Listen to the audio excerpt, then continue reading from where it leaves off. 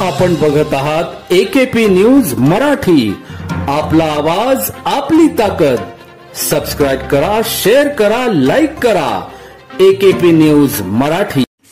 मुंबई साखळी बॉम्बस्फोटातील आरोपी गँगस्टर अब्दुल कय्यूम अन्सारी उर्फ अबू सालेम वय 62 या शनिवार दिनांक 3 ऑगस्ट रोजी नाशिक पोलिसांनी कडेकोट बंदोबस्तात मध्यवर्ती कारागृहात सायंकाळी 6 वाजता पोहोचविले।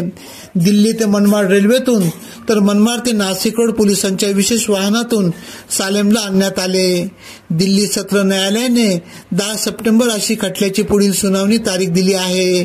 एका मोठ्या उद्योजकाला खंडणीसाठी धमकावल्या प्रकरणी दाखल झालेल्या गुन्ह्याचा खटला दिल्लीच्या सत्र न्यायालयात सुरू आहे। या खटल्यात अबू सालिम हा मुख्य संशयित आरोपी असल्याने त्याला नाशिक रोड मध्यवर्ती कारागृहात गुरुवार दिनांक 1 ऑगस्ट रोजी मध्यरात्री 2:30 वाजेच्या सुमारास सहाय्यक पोलीस आयुक्त दर्जाच्या अधिकाऱ्यांच्या नेतृत्वाखाली 44 पोलीस अंमलदारांनी बंदोबस्तात नाशिक पोलिसांनी रेल्वेच्या राखीव बोगीतून सुनावणीसाठी न्यायालयात हजर केले होते।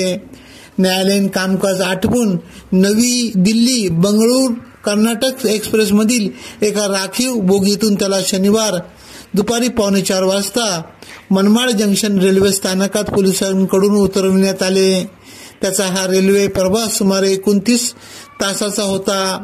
यावेळी नाशिक ग्रामीण पोलिसांकडून मनमाड रेल्वे स्थानकावर मोठा फौजफाटा तैनात करण्यात आला होता।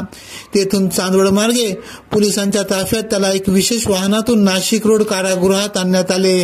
यावेळी नाशिक शहर पोलिसांच्या जलद प्रतिसाद पथकाच्या QRT सशस्त्र कमांडोच्या तुकडीचे सुरक्षाकडे अबू सालेम भोवती होते।